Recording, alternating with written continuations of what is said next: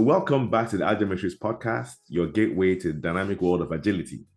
I'm thrilled and excited to be your ever-excited host, Tammy, and today we're diving deep into the realm of metrics, predictability, and continuous improvement with a trailblazer in this field.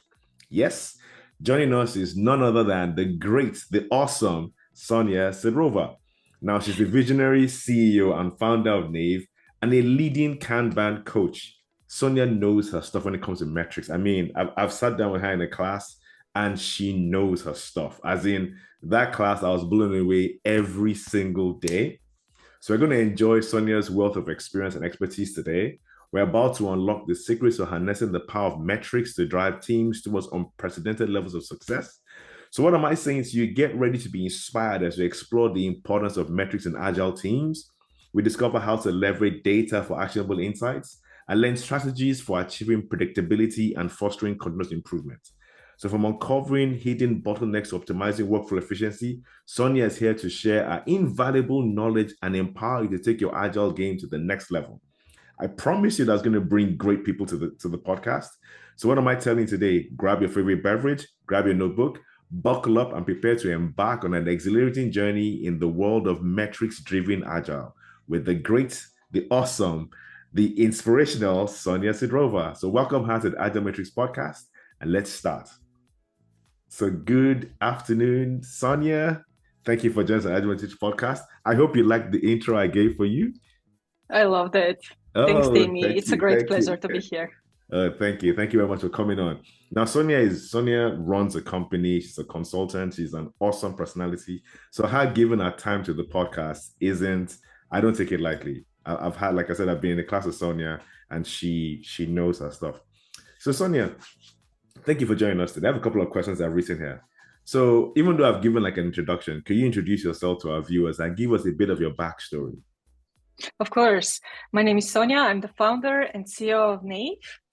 We built analytics for agile teams and we're trying to help them make better decisions, data-driven decisions.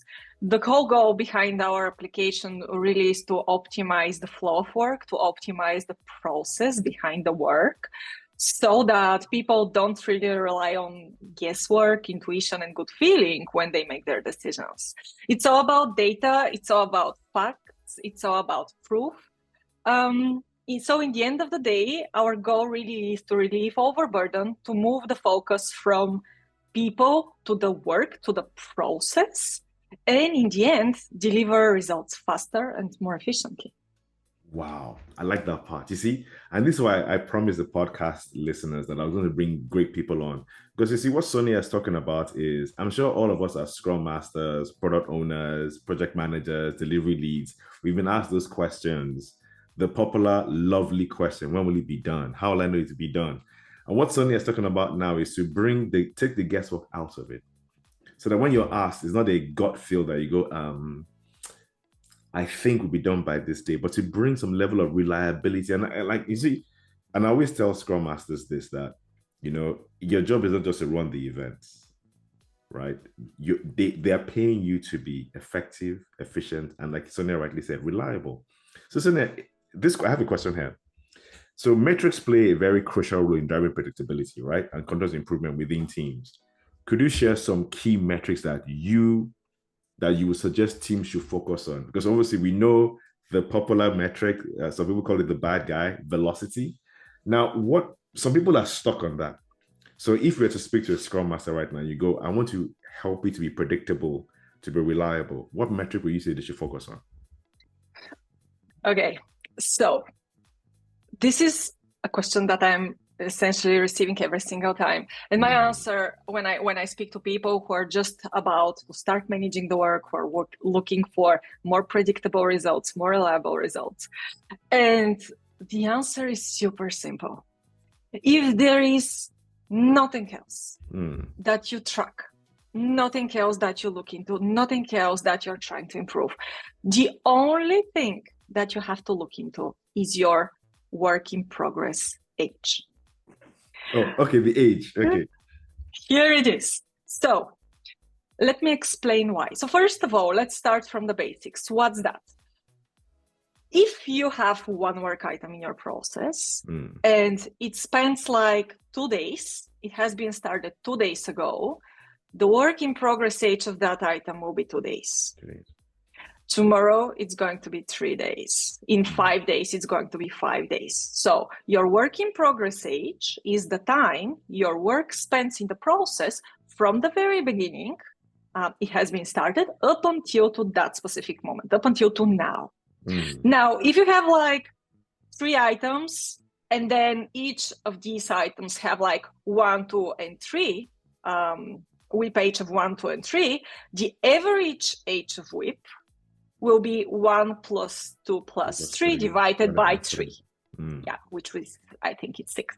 So, it's 6 divided by 3, which will be 2. So your WIP average age as of today will be 2 days. That's what WIP age is. And the thing about WIP age is that at the moment that your work is delivered, your WIP age becomes cycle time. Your WIP age becomes delivery time. The reason why I'm saying that this is the most crucial metric for every Agile team is because this is the only metric that you can control. And this metric, essentially all the rest of the metrics, think about throughput, cycle time, lead time, flow efficiency, due date performance, all the rest of the metrics are byproduct of how well you manage WIP age. So if there is, again, nothing else, just focus on managing WIP age. And the goal really is to either keep it consistent or make it go down. If the goal, your strategic goal and the goal of your team is to improve your delivery time and your time to market, then everything that you do has to be like focused on making that WIP age trend to go down. And as you're doing it, as a side effect, what's happening is that your cycle time go down, your lead time go down, your throughput goes up, your flow efficiency goes up. So all the rest of the metrics will improve together with this one, even without you being intentional about that. Wow.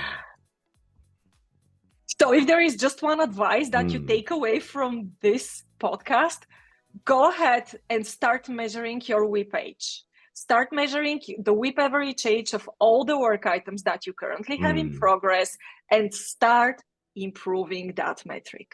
That's all you need to do at the very beginning of your journey in order to see immediate results. Wow. Thank you so much for that. You know, the funny thing is that I usually tell Scrum Masters when I talk to them and I go, when you're looking at your daily Scrum, for example, you address the tickets, but they're equally weighted in your conversations, unless you know how long each one has been in the column. Then you can, because you can be addressing a ticket that started yesterday with the same importance a ticket that started 10 days ago, which is, you know, because like you said, if you're monitoring your WIP age, you can then go, this has been in this column for 10 days. Something is wrong here. We need to fix this. Because, you know, that would be because when you look at your cycle time scatter plot, that would be the outlier somewhere there. So, and like you rightly said, the cycle time is a result of something. So if you can monitor the ongoing WIP age, an average age, then you can actually bring your cycle time down. Yeah. Thank you for that. Thank you. So one question. Obviously, you and I know you said to a certain extent, you're a consultant and also someone at that. Can you give us an example where you've walked into an organization and they were using other kinds of metrics and you knew, and they've brought you in and said, oh, Sonya, we need to improve. And you're like, okay, maybe they're not using the aging WIP, or maybe they were, but you knew that they needed to do some more with their metrics. Can you give us an example where you came in, saw what they were doing, and where you introduced, you know, real actionable metrics and what the results were like? There are thousands of them. And the reason why I'm saying this, because our focus now is to have like our flow analytical tool adopted in as many companies as we can. And we have more than 1,000 companies right now who are leveraging all of these metrics. And we're talking about hundreds of thousands of workflows here. And my focus is really on helping these agile coaches and these Scrum masters and managers, product managers, to really start adopting the metrics and start identifying these opportunities for improvement in order to improve their delivery times. And people usually come to us for two reasons. Reason number one is we are way too slow. We know, like, the team is amazing. Everyone is super capable of doing their job and delivering results. And we don't understand what's going on and why things always take so much time. It's not a hard work. It's not a rocket science. We've done this before. There is nothing that's obvious for us. So how can we do that? And one part of them is like, we'll push them work harder. They stay longer hours. They'll work over the weekends. Yeah. That's probably a solution, but that's a very short-term solution. Short-term, yeah. There is not repeatable. You can't repeat it every time. You cannot really scale that strategy, right? Yeah. In the end of the day, you will end up with people who are tired, who are exhausted, who are overburdened, overwhelmed. This is not a nice place to be. So then the other option, which we suggest really is, let's look into the flow of work. Let's see what's going on with the work as it moves from the very beginning when it's an idea up until to the moment that it's delivered. Let's see what are the steps there, and let's try to figure out where the bottleneck is. So the first step always is to analyze that workflow. The first step is going to be mapping that workflow and then analyzing where your work spends the most of the time. And if it turns out that 40% of your delivery time is some strange approval status or something, waiting for someone to really become available in order to make that go-to decision. Essentially, what the bulk moment here is that you can improve your delivery time by 30 or 40% just by changing how you're managing that work. Based on the analysis that we've made, and again, we're talking about hundreds of thousands of workflows that we work with, anything between 60 and 99% of your delivery time is waiting time. Yeah. It has nothing to do with how performant your teams are, how fast they are, how quick they are. It has nothing to do with effort work. And that's the reason why I'm always saying the easiest, the fastest, the cheapest way to improve your time to market is to identify the waiting times in your workflows and then attack them directly. And then tweak the way you manage the work so that it doesn't stay and wait. This could be because of external dependencies, internal dependencies, expedite requests, things that are more important, more urgent than others. It could be unclear requirements. If, let's say, the work is not clear enough, it could be, I don't know, there could be like 1,000 other things.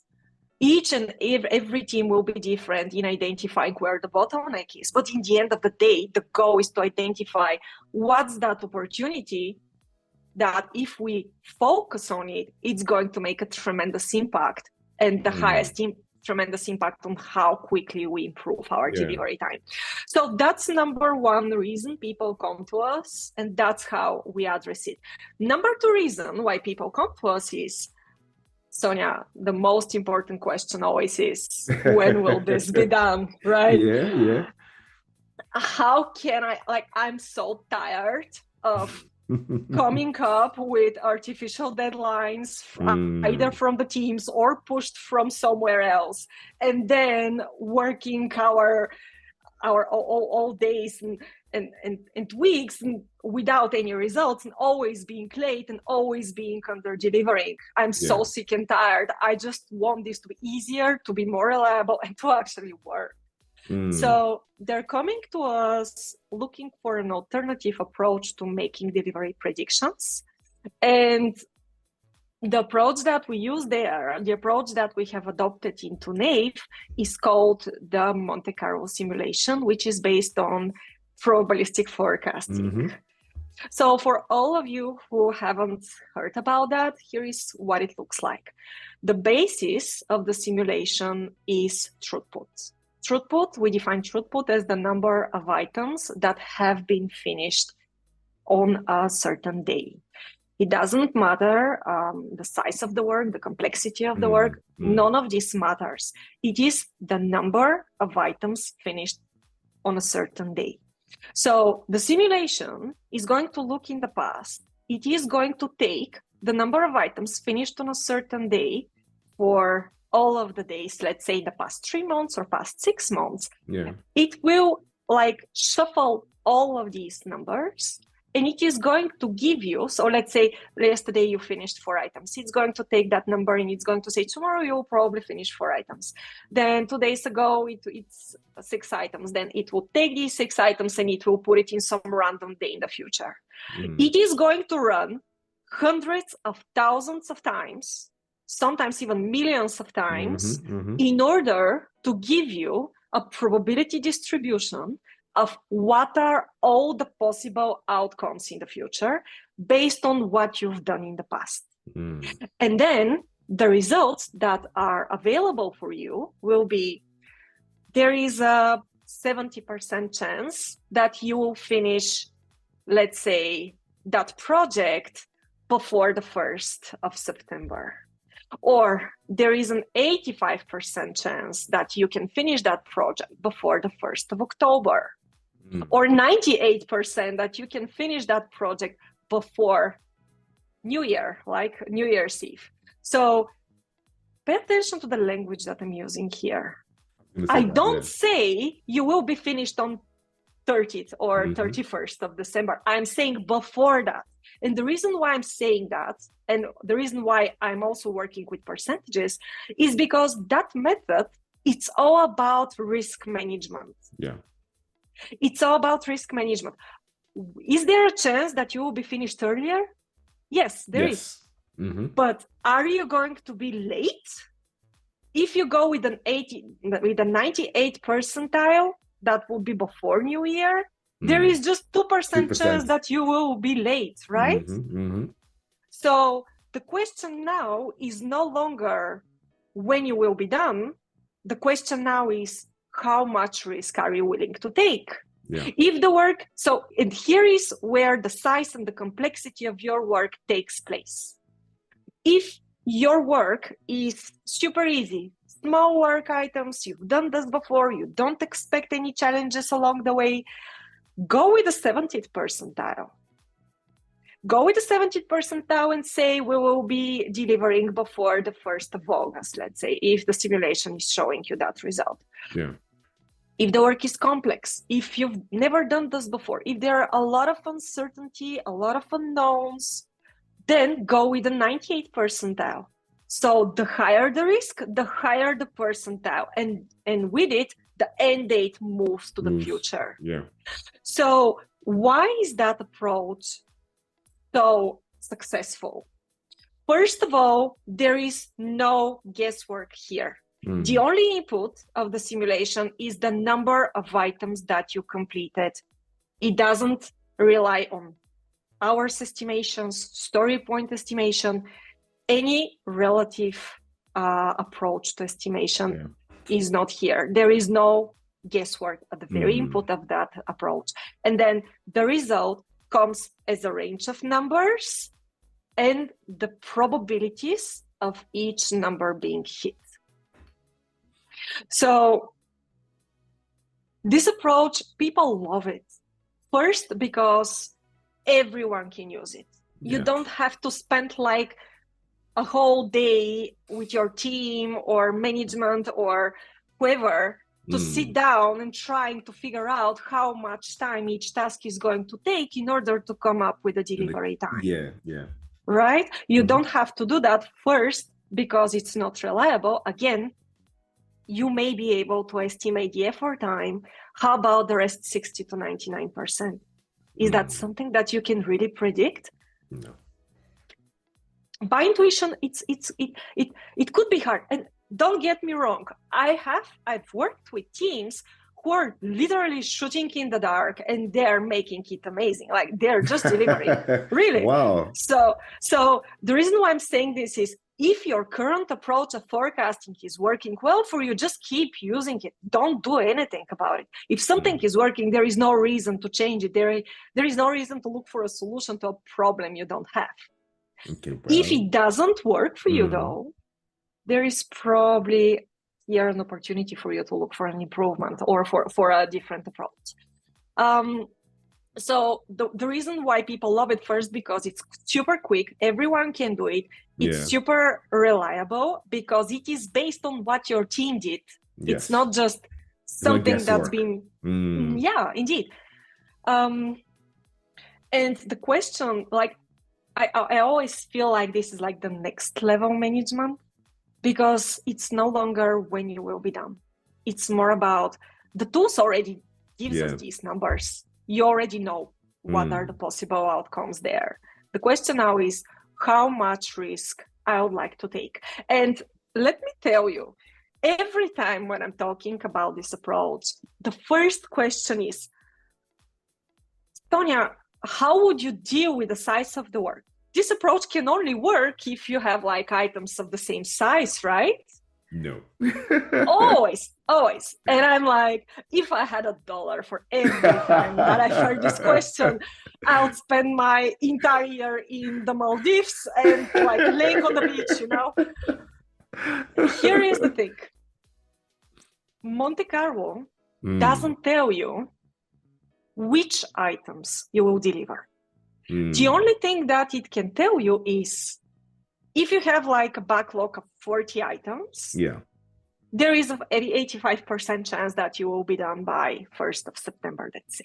Or what else you can do with Monte Carlo, if you have like release planning, you can say from the 1st of January up until the end of March, how much work we can finish. And again, it's going to give you the number of items that you can finish with the percentages, the probabilities of hitting these numbers. So Monte Carlo tells you just that.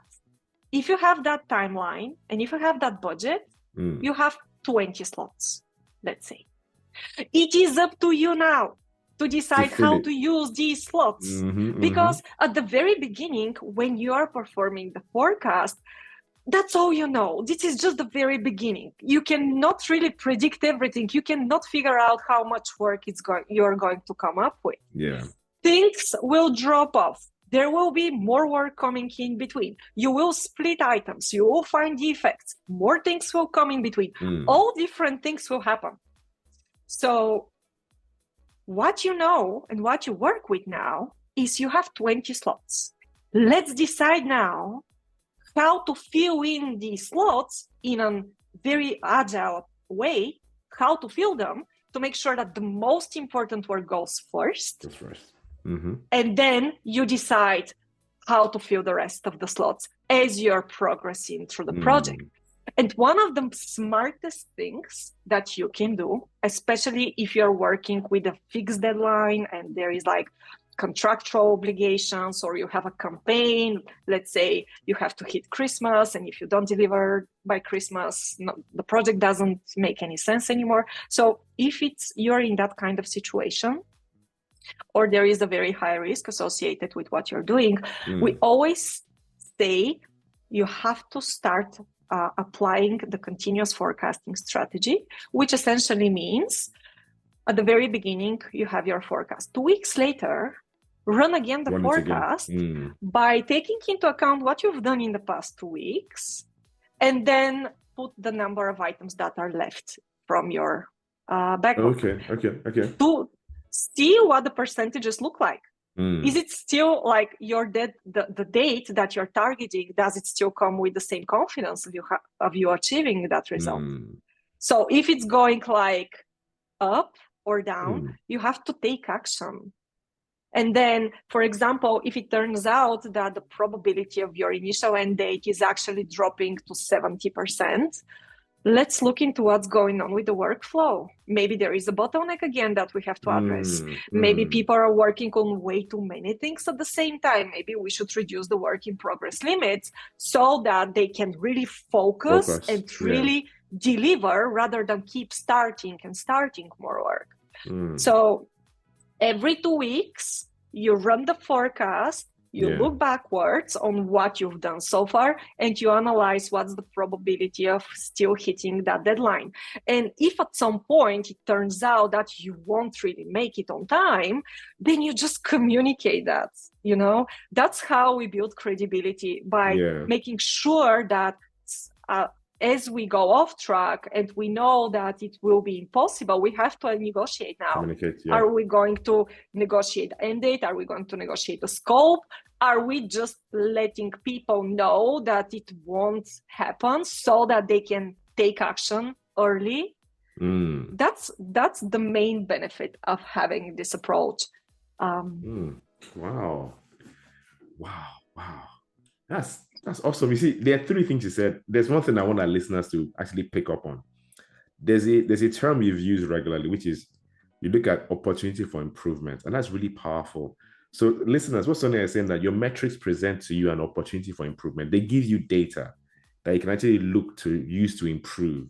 That's one thing you said. And then the last thing you said that really struck me, that I've done it, but I've never thought of it as it's basically being, let me see how things are going.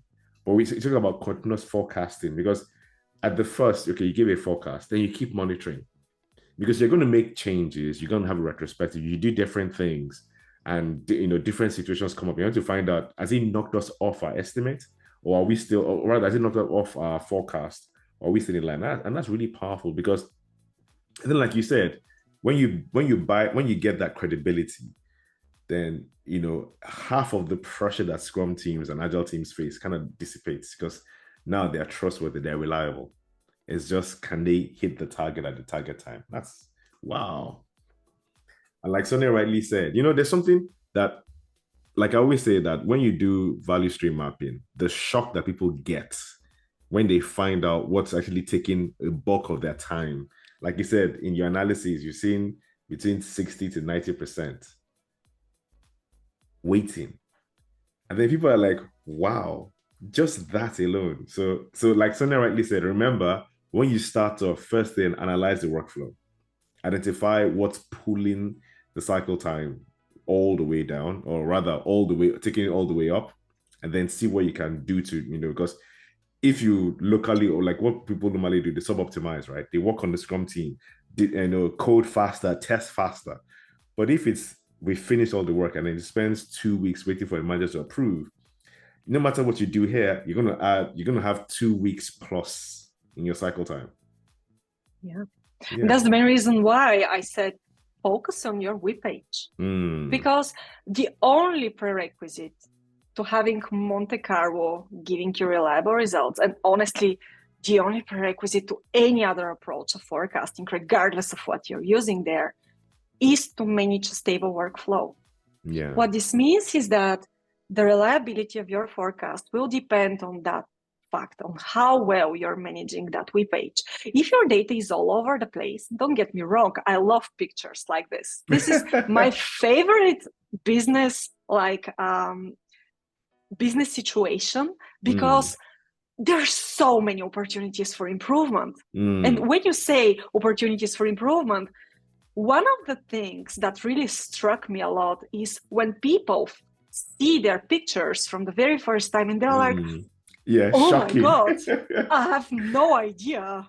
Right? And I'm like, I'm super happy to see that, because now now you have revealed all of that information, and now you know what the next step is. You can have like 20 steps now, whereas yesterday, before you knew, you didn't know what to do, and now you know. So this is my favorite state of business development, when people really see like their data all over the place, and we start identifying which is the first thing that they have to handle in order to improve that web page and in order to keep it consistent, because that's all Monte Carlo needs. That's all any other approach to forecasting needs in order to come up with reliable predictions.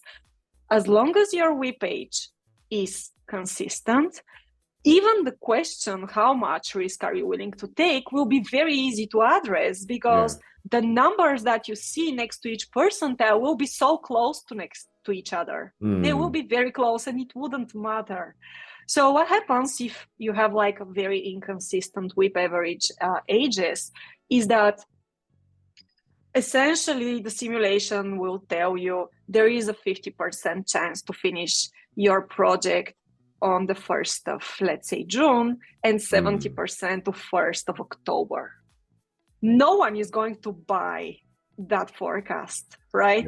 So our goal really is, when we look like your delivery times and how much time your teams need in order to finish their work, our goal really is to reduce that gap and to try to come up with process policies and process practices that will help you make decisions that are going to reduce these numbers.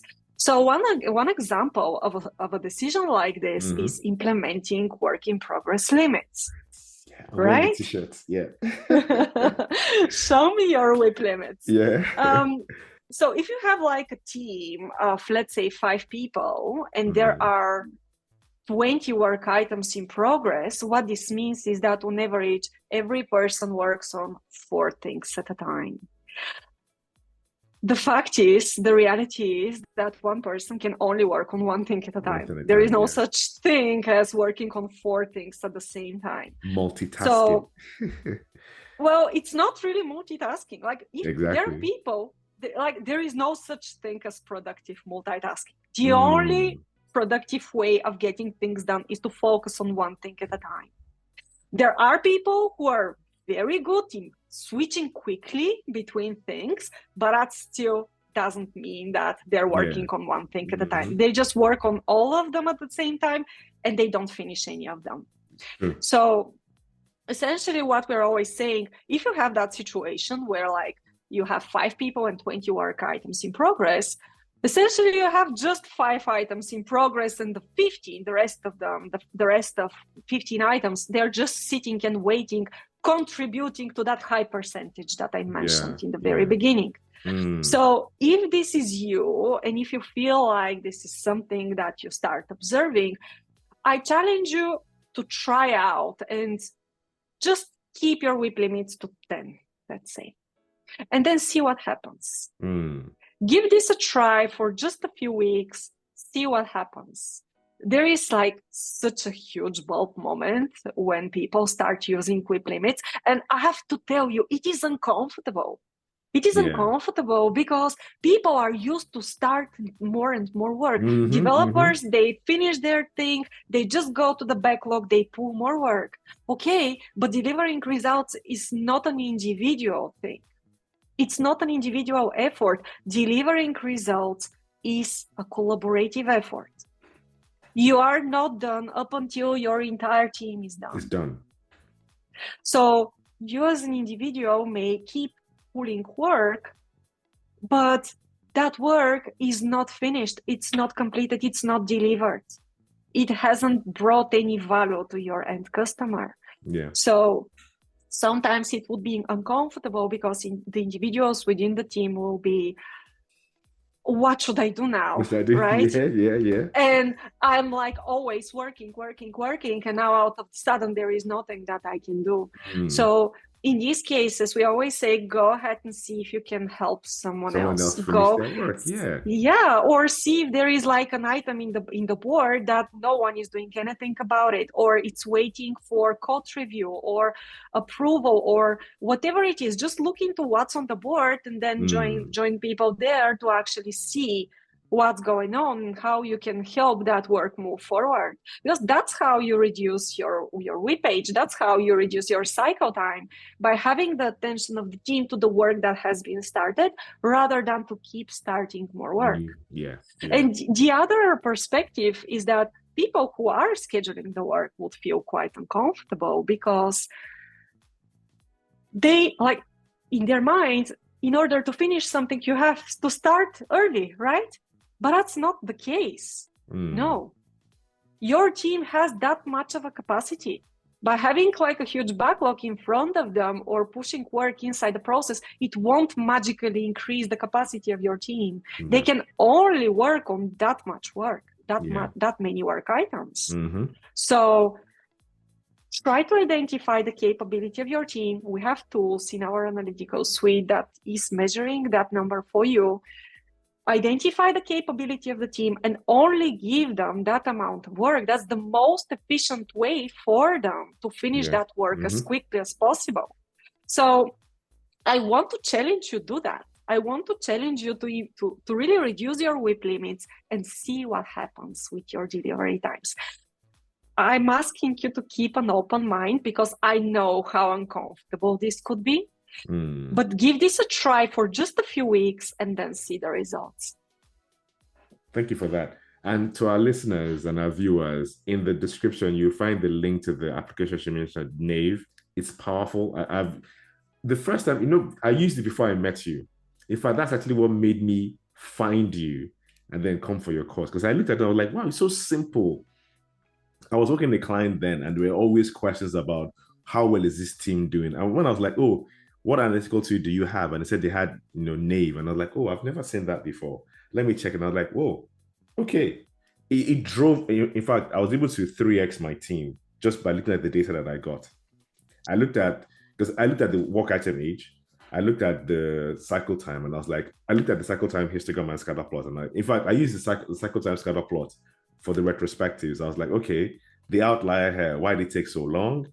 The one at the bottom, why did it take so little? What can we learn from the two and implement in my team? And it transformed the team. I remember when with the team, I did some sneaky things. So when we're looking at work in progress limits, I didn't want to introduce any language to the team because they were still getting used to me. So what I did to them was I told them about what they call licking the cookie. Have you heard the concept before? When you say licking the cookie, where you pick multiple items, but you're not working on any. So first thing I did was to tell them, okay, assign yourself to a ticket. Let me see your avatar. Then once I see anybody that has more than one ticket, I'll call the person up privately and say, what are you working actually? So I'm working on this. Okay, can you unassign yourself from this other ticket? And only have, so in the end, by the time I was done all the calls for the day, everyone had a work item limit of 1. And then we now agreed on the policy during the retrospective, which is when you finish your work, ask everybody if they need help before you take a new ticket in. Because what I used to tell them was 6 half-done turkeys is less valuable than 1 fully done turkey. So you look at it that way, it's and like we say in Kanban, start finishing and stop starting, right? So I try to get them, and I think the thing I love about metrics is that it transformed the team from being a starting work factory to a completing work factory. Because now it tunes them for delivery. We need to finish something today. We need to finish something tomorrow. So what do we, and the metrics helps to drive the conversation. So so thank you very much for that. One question I have here is this. Now, metrics, some people argue that metrics are as dangerous as the person that is using them. So metrics can be, in a data-driven world, they can be used right and they can be used wrong. In your experience and your advice, how would you say is the best way to use metrics to avoid it being used as a clubbering stick? Yeah, it's a great question. Well, that's the reason we built our analytical suite, because I was kind of tired to look into metrics that are based on individuals' performance. Because again, it's not important how efficient individuals are. What's important is how efficient the team works together to finish results, because the team is who delivers. And if they fail, all of them fail. If the team succeed, if they deliver in a specific threshold, all of them succeed. So the reason why we really started building these tools is to understand the work, to understand the flow of work, and move the focus from people to the work. Because I have to tell you, the problem is never in the people. Never.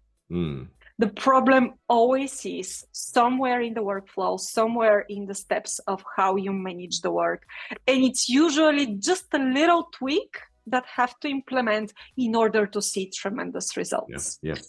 You can probably try to focus on improving like that 30% of effort time, but how much impact is that going to have?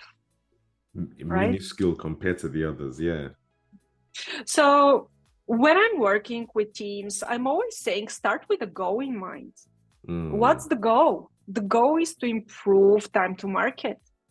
So what does this consist of? Time to market is delivery time, it's cycle time. So let's look into your cycle times. What's preventing you to actually go to the target that you're trying to hit? Okay, here are the couple of items that actually went way above them. Why? Let's make changes. Let's see what practices we can implement in order to actually make sure this doesn't happen again. Just be intentional and just try to look for opportunities for improvement in every situation. I have to tell you, we have like I'm talking to hundreds of our customers. Every Thursday, I'm fully booked like 9 to 5 with calls with customers. That's my must-have because I do love talking to these people, but most importantly, Nave is a customer-centric company. Everything that we're doing, every idea, every item in our backlog is coming from a feedback from our customers. I do believe, and people tell me, how come that you always talk to us? I mean, you're the CEO and the founder of the company, and you're always available for a call. And I'm like, this is my main responsibility. If I don't understand how you use the tool and what are your challenges and what are the goals that you're trying to achieve with the tool, how would I know what's the direction to develop that business? There is no way. This is the best and easiest thing, just to talk to the people who actually receive the value and make sure that the tool really does fit their expectations. So this is our approach, really, just talking to our clients, understanding what their needs are, and then developing the tool to making sure that it fits the purpose that they're after. And then I'm always saying, like, all the opportunities for all of these calls, each and every call ends up with a short description of what's the opportunity to improve. Can we change this? Can we add that feature? Can we tweak this a little bit? Can we introduce new approach here? Can we write some content? And we have hundreds of blog posts on the topic. Yes. Can we write something new that would help these people? So each and every situation is an opportunity for improvement, even and especially when you fail. Every failure of your team to hit a certain target or to achieve a certain result is a huge opportunity for improvement. So next time when you end up in a situation like this, just give yourself a second, like, to go through the emotions and switch your mind. What's the opportunity here? What is it that we can do differently next time so we don't end up in that situation? And then shape all of these opportunities as experiments for a very short time, like 2 weeks, 3 weeks. Change something small, wait for 3 weeks, and then see the results, and then repeat the whole process. So if your goal as a manager and a leader is to improve your time to market, focus on it. Don't get distracted, and focus on the actual metrics that are affecting that goal, and start digging deeper. Start asking why. Why is that happening? During your retrospectives, always analyze the outliers. I love that you're doing this, guys. Analyze your outliers, understand where the opportunities are, start running initiatives to improve your workflow and the way you manage the work. And at the moment that you start asking the question, who, you are in the wrong direction. Go back and try to understand the root cause of the problem, and leave people alone. The problem is not in the people. It is in the process. It is in the policies that you have. It is in the rules that you implement to manage the work. When a certain item can move forward in the process, what's the definition of done? This is an example of a policy. If you have two items with the same priority, which one goes first? Which one goes first? This is a policy. If there are items with one higher priority, but what's the case here? What happens with the work items that are in progress? What are we doing with blockers? What are we doing with defects? How do we manage that work? How we prioritize the work in the backlog? How we prioritize the work once it is in process? All of these questions, the answers of all of these questions become your policies. And these policies will help you actually improve that web page and keep it consistent. And the thing is, the great thing about this approach is, first, everyone knows what to do in any one time without your constant involvement. Yeah. And second, you are building an asset. You're building an asset. You're building a system, a decision-making system. And it doesn't matter if your highest paying person leaves the company tomorrow, because you already have that asset and that system in place, which is a tremendous advantage for a lot of businesses. Wow. You know, there's something that I told someone that when I look at teams, and I always look at teams separate from their outputs, and I look at teams as this is the machine that builds the machine. So if you optimize the way that machine works, whatever it is that comes their way, they'll be better at doing it every time.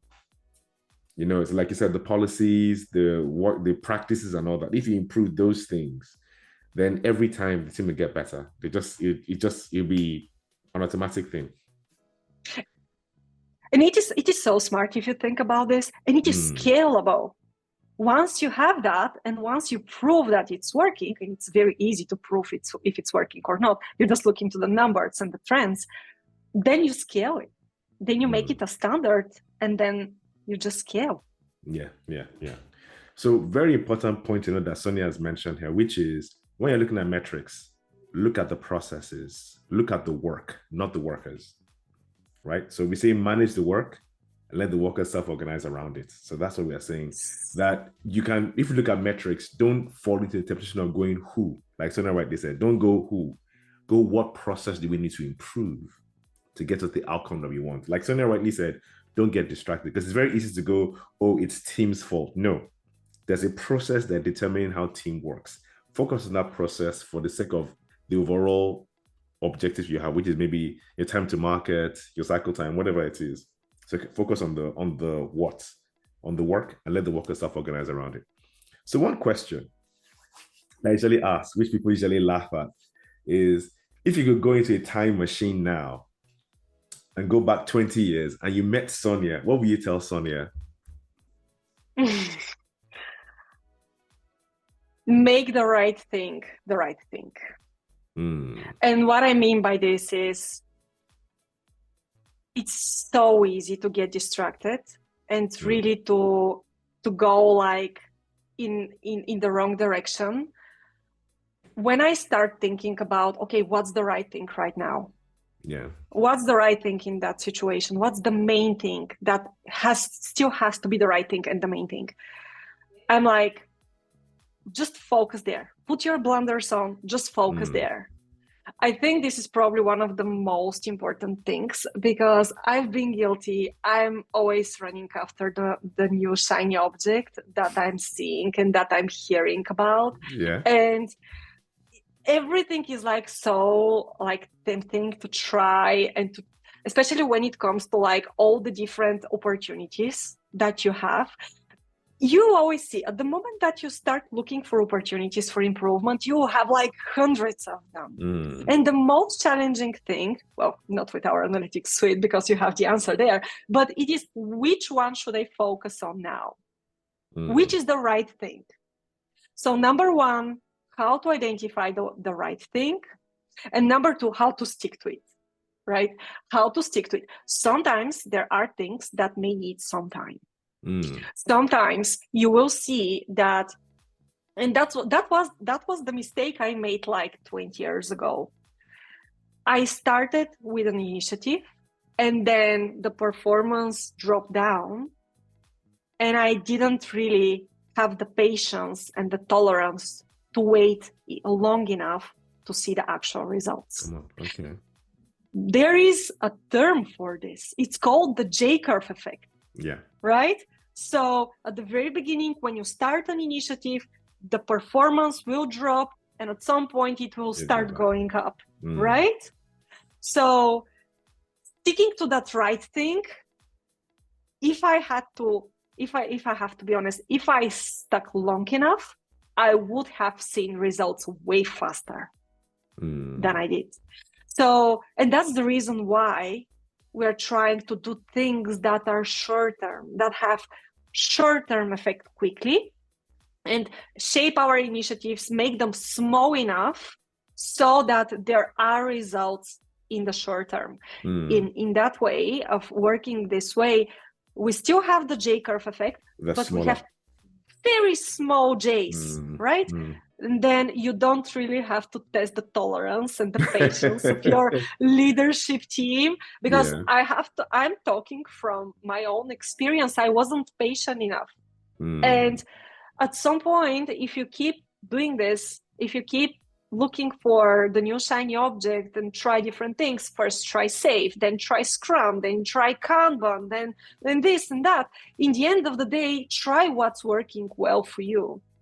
Right? Look into your own problems. And that's why I love our tool that much. And I'm incredibly biased, of course. But the reason why I'm so proud of it is because it doesn't give you a label.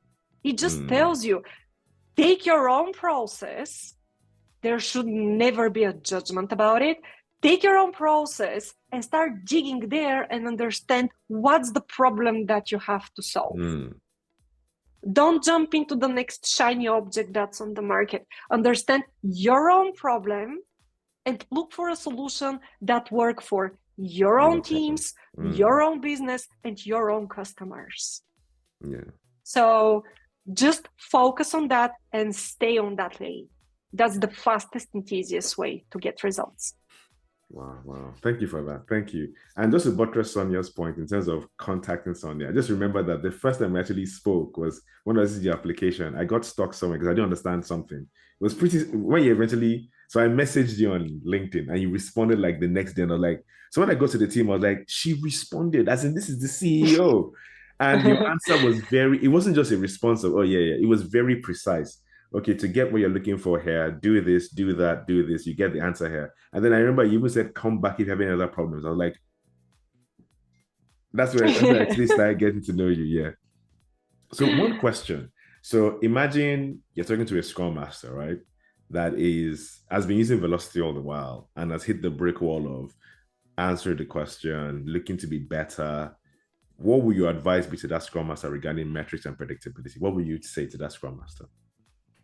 Oh, go ahead and start measuring WIPage right away. Just go ahead and get started. It's super easy. Even you don't really need anything. Just go ahead and start calculating these times. If you want this to be faster and quicker, go ahead and try Nave. It's free for 14 days. There are no obligations, no strings attached. Go ahead, give this a try and understand what your WIPage looks like. Okay. Just go ahead and do that.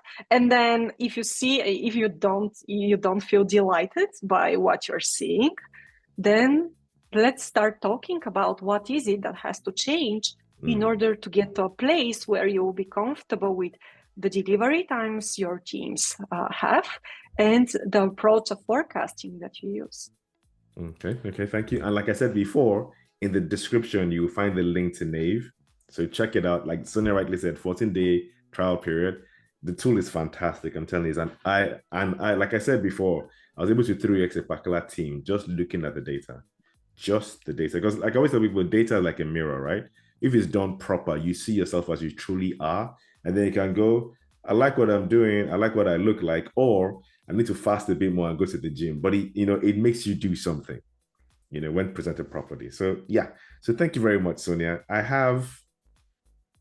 So my final question really is, tell us about Nave. You mentioned it a bit here, but tell our listeners how they can get in touch with you and, Nave is an analytics suite that connects to your existing management platform. So integrates with Jira, Azure DevOps, Trello, Asana, whatever it is that you use. We have a version where you can literally just use CSV file or JSON file to push the data there. It connects to your management system, and then it analyzes all the activities of your cards on the board, on your board, and then it builds the analytics to actually tell you, to give you answers to questions like how fast we are, where the bottleneck in the platform is, when something will be done, pretty much all of what we've been talking today. Getnave.com. Just go ahead, check it out. Again, it's free for 14 days.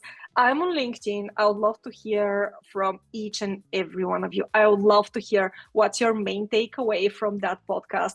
What is it that sticks with you? What is the first thing that you're going to do as early as tomorrow morning? I just don't want you to sit here and listen just to in your spare time. I want you to take action. So come to me, find me on LinkedIn, and let me know what's the number one thing that you took away from today, and what's the one thing that you're going to change as early as tomorrow morning. Fantastic. Thank you very much, Sonya. Thank you so very much for coming on the podcast. Podcast listeners, like I told you, Sonya is, when I said the great, the awesome, the inspiring Sonya, I wasn't kidding.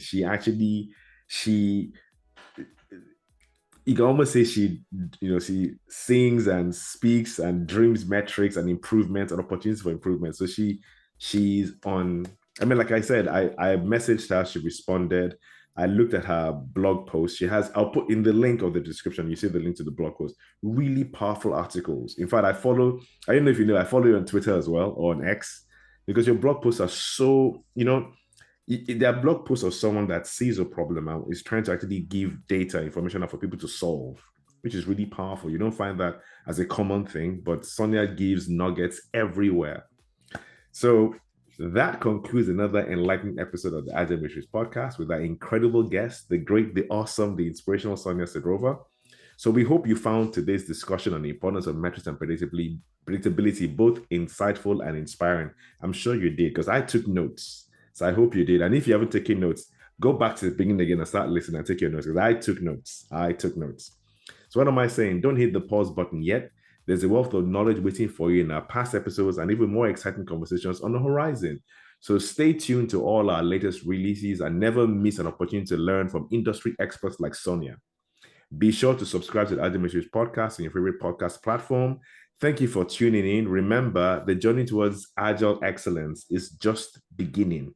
So stay curious, stay engaged, and stay tuned for more fascinating conversations and guests coming your way on the Agile Matrix Podcast. Thank you very much and have a lovely day.